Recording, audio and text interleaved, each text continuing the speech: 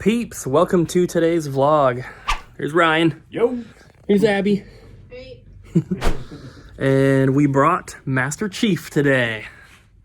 So we got him in here. He is life size for everyone that keeps asking. He's a little bit shorter than me. But yeah, we got him in here. So the plan is to get him in that back corner. And we need to move the VHS off the wall first and then move that glass case over this way.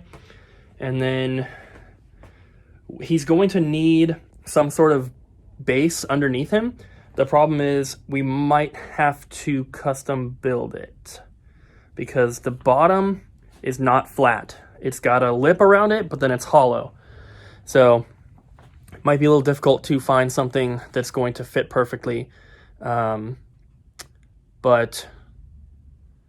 yeah, we'll see. How did we get Master Chief? Have you told people that? Abby just asked if I've told you guys how we got him. We did. It was a long time ago, but our friend Wyatt, he is the one who's responsible for us getting the Blockbuster sign as well. He sent us a Craigslist listing for the Master Chief statue here in Portland, and we went and he couldn't get it for whatever reason, so he told us about it. We went and picked it up. It was $250. I think that is a fantastic price. And the guy that we got it from, it was kind of sad, but he was clearing out the storage unit of, I believe, his nephew who had passed away. And his nephew was a photographer, and he had a storage unit set up as a photography studio. So he had like all sorts of lights and cameras and backdrops and everything. And for whatever reason, this was in there. So he was clearing everything out and selling what he could. And we ended up with this guy. And that was the asking price, was $250. So, we didn't try to haggle down or anything. But I think it's really cool. I've seen them sell for upwards of $1,000. So I think we got a really, really good price. And he's going to look awesome in here. He's not fully complete. It's supposed to have a little Halo 2 sign on the front down there, which is missing. And then it's got a couple more holes like this where you could put something else. I'm not sure what originally was supposed to go in there, but probably some sort of little promotional thing. But we don't have those, which is fine. It's still awesome. So I don't know. We'll try to fit him back there and see how he fits without the base. But I think it'll work, but I don't know. We'll see.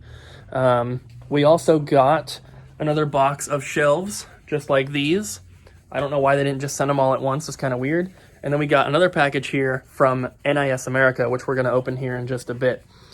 Ryan and I have already gone through and we entered in all of the PS4 and Xbox One games.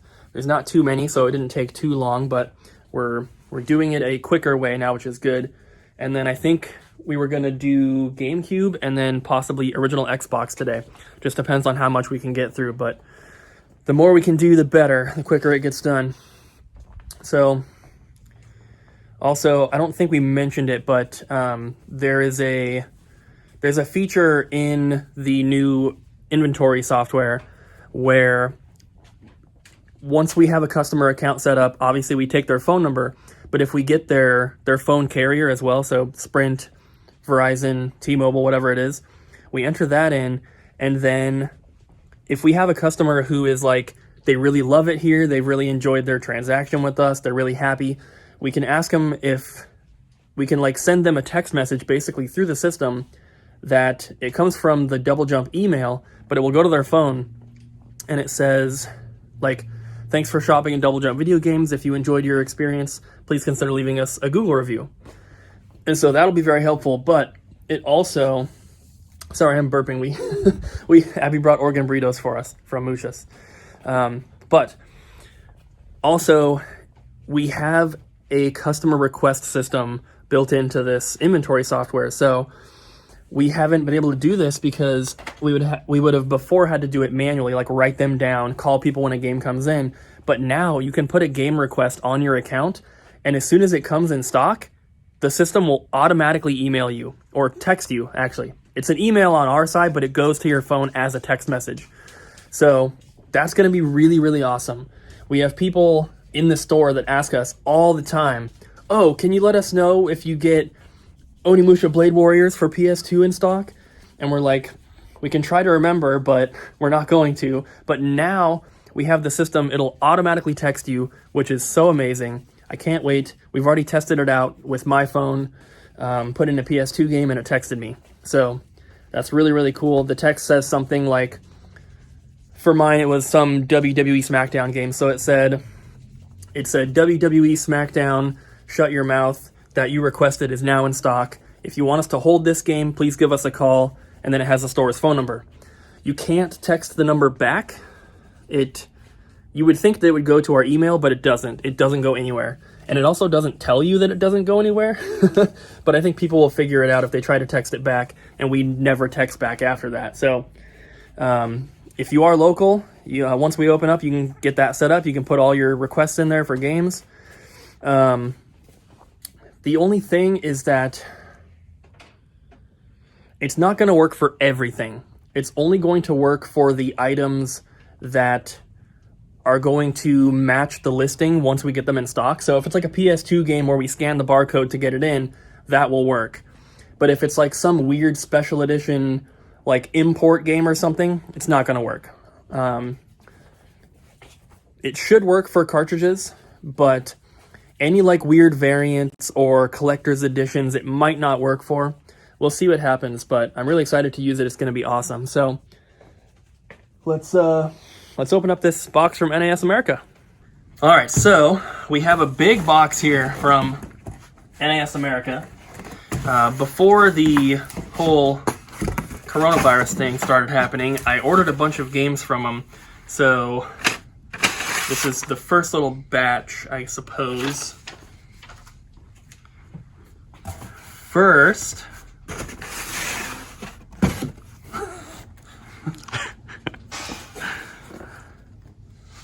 oh, there's actually 4 boxes in here. Interesting. Okay.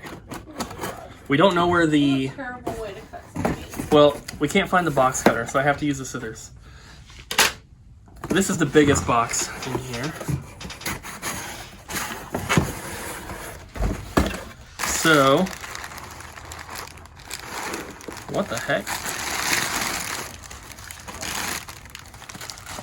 We have the Disaster Report 4 Special Edition.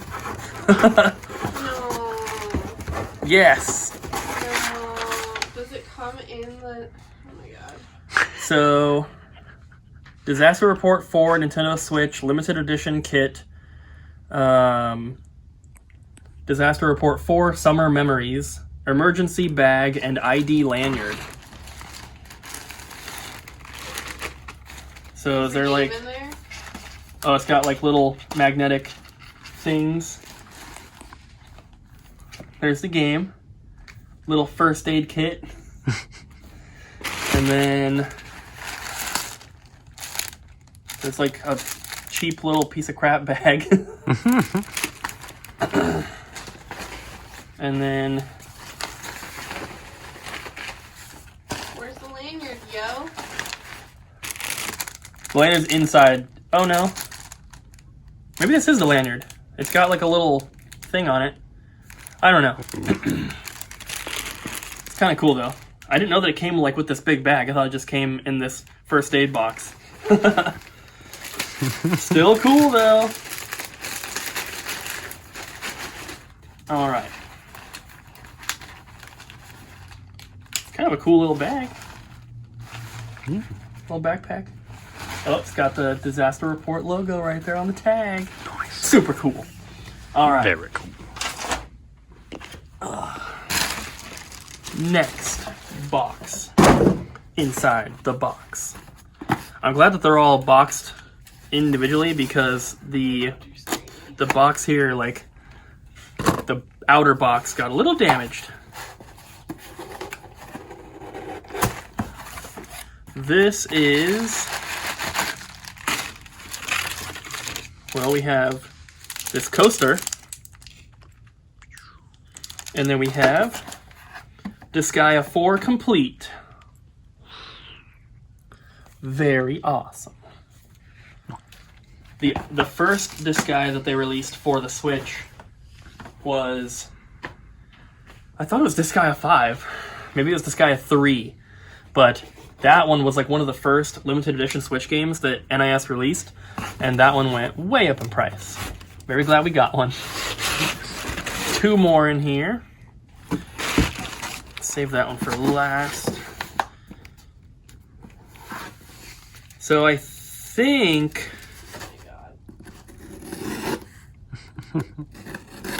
So we already have one of these ones, but Tom wanted one, and I was like, well, they're sold out, and I don't want to sell ours. But I went and I looked in my NAS America order history, and I had actually ordered a second one on accident, and that's the Langrisser 1 and 2 special edition. So Tom has actually already purchased our old one, so this is the one that we're going to be keeping. So that's pretty cool. And remember, like, how the reason why we're getting all of this is because our card changed, because we both lost our card. Yeah. And that's why we're getting these right now. So, yeah, Abby was saying, we both had to get our double jump cards replaced. If you guys have been watching when I was in Ohio, you'll know that I left it at that restaurant. So we had to get them replaced, and then I had to update the info with NAS America because they had my old card on file. And the way that NAS does things is if you order multiple things at the same time, and like 2 of them are already released, but 1 of them is a pre-order, they won't ship you anything until your last item is ready to be shipped, and then they just ship it all together. That's why we're getting so many here at the same time. But the last one is Atelier Ryza, Ever Darkness, and the Secret Hideout Special Edition for the Switch. Awesome stuff. I love ordering these NAS America games. You can only get the special editions from their website. So, like, a lot of people think that the limited run special editions are the ones that are going to be the hardest to find. I think it's going to be the NAS America ones because they're like more obscure titles. Everyone talks about limited run. No one really talks about NAS America very much, and they release a ton of special editions for the Switch. So if you want to ever have like a complete Switch collection, you better start picking them up. So we got Master Chief back here. We were trying to face him, like basically turn it this way and put it up against that wall, but he's leaning this direction. So when we did that, he was looking at the wall, which is not ideal. So we had to put him this way instead so that he's actually looking out into the store. But we had to move this over, which means we had to move these. So the plan is to put Devastators back here, maybe the small Neo Geo next to it, and have those 2, and then put Raiden 2 over there, and then eventually we'll just take that Neo Geo home. If we can sell Devastators, that would be even better, I suppose, but no one has come through on that one yet. But I'm a little nervous about having this out. It's in the corner. I just don't want anyone to mess it up. He's not extremely sturdy. Like, one person can lift it. He's kind of fragile. But I think it'll be all right. I would like to make a base for him eventually that lifts him up so that the gun here will be up above this. And then we can move this glass case over because there's a big gap right here. But if we're going to make a base, we might as well make it that goes up to the bottom to protect him, and then it comes out a little bit and then goes up to kind of like shield the whole bottom part. I don't really think it'll be an issue aside from maybe some stupid kids trying to climb on it. But, as long as they don't pull on his arm, if they just like step up here, it'll be fine. But if they try to actually climb it, it'll definitely get messed up. And we're going to have to put some sort of sign that says, if you break it, you bought it. And it'll be like really, really expensive. So hopefully parents would keep their stupid kids off of it. We did some more rearranging here, as you can see. So the bigger Neo Geo, the 1 slot, this is going to have to go home. It's having issues right now anyway. It's got a sound chip issue, which makes it so the game doesn't want to load. We have the multi-cart in there. We're going to take the multi-cart and put it in this one instead. So this one's going to stay in here. But we moved that out. So now there's plenty of room here for people to look through the Wii games. Before, the other arcade machine came to like here. So you really had to kind of squeeze in here to get to the Wii games. It wasn't great. So now there's plenty of room. We put the Raiden 2 over here. Got the Neo Geo here and Devastators here. I wanted to switch these. We tried to put the Neo Geo here first. The problem is that the power switch is back in at the bottom. There's supposed to be a power switch right there, but that does not work. So unfortunately, we had to move them like this. The power switch for this one is up top right there. So we can still reach them both like this. The reason I wanted to switch them is because that one we're actually trying to sell, and it'd be a lot easier to move it from here than to move it out of here if it sells, but not much we can do about that. We also pulled this glass case out from the wall to be flush with the Master Chief there. So now the corner of that base is not sticking out, so it's not going to be hit. And then because we moved it forward, the other gun now fits behind it, so we were actually able to move it over this way quite a bit more as well. You can see that gap was like that. Now it's really, really small. So that's awesome. And then we moved the other two glass cases down to be up against this one. So if I walk around here, you can now see how much extra room we have for accessories, controllers, whatever else we want to put on the wall here. We have a ton of hooks and stuff like these. So we can fill this whole space up. That'll be awesome. We just need to get this shelf out of here. This is going to Nick. Just don't know when he's picking it up. The Bronco machine, we're trying to sell it. We have it posted on the marketplace, and if for whatever reason it doesn't sell by the time we're trying to open back up again, then we're going to have to take it home. The Neo Geo, like I said, is going to go home as well, but we want to get it fixed. And then the GameCube kiosk here, I had a couple people interested in it, and no one has followed through yet. Obviously, you guys know about Craigslist flakes. It's no different with Facebook Marketplace. But if we have to, we can put the GameCube kiosk right there. And the plug is all the way over here. But I think it would reach, and that would still give us plenty more room.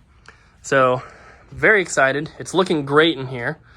And now that we've done all the rearranging that we were really planning on doing, we're going to work on entering in the GameCube games. And then we'll see what time it is. If we still have time, we might do the original Xbox. We are ready to head home for the night, guys. Ryan worked until 8. It is now like 9:10 or so, and we are heading out. We had an issue with a couple of the imports that we did. Didn't realize we had an issue until after they were done, but got them all fixed, which is nice. I'm not going to bore you with the details. But basically I was able to void those imports and then redo them. There was just one checkbox, or there was a yes or no that I had to click. I should have clicked yes, but I clicked no. So it messed up pricing, but it's all fixed now, so we're good to go. We didn't do any more rearranging, but we kind of got stuff where we want it. We just have to take the Neo Geo home, sell the Bronco, sell the GameCube kiosk, hopefully, and we'll be good to go.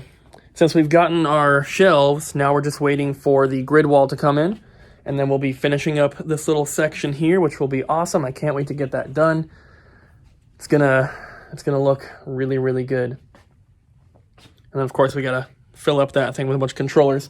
In between working on getting the inventory switched over, Ryan was working on cleaning and testing.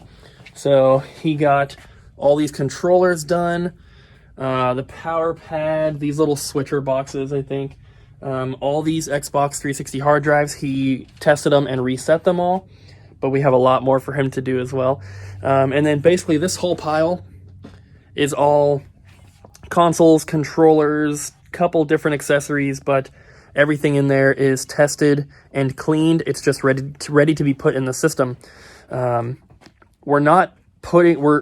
we're working on switching over the current inventory, we're not putting in anything new yet. Anything we have that's not in the system now is going to be put into the new system instead of being put into the old one and then transferred over. It doesn't really make sense to do that. So we're waiting to put in anything new until, of course, we get everything transferred, which, like I said, today we did Xbox One, PS4, and all the GameCube stuff, which is stacked up right down here. But we're not supposed to be coming in until Thursday. So Tuesday, Wednesday.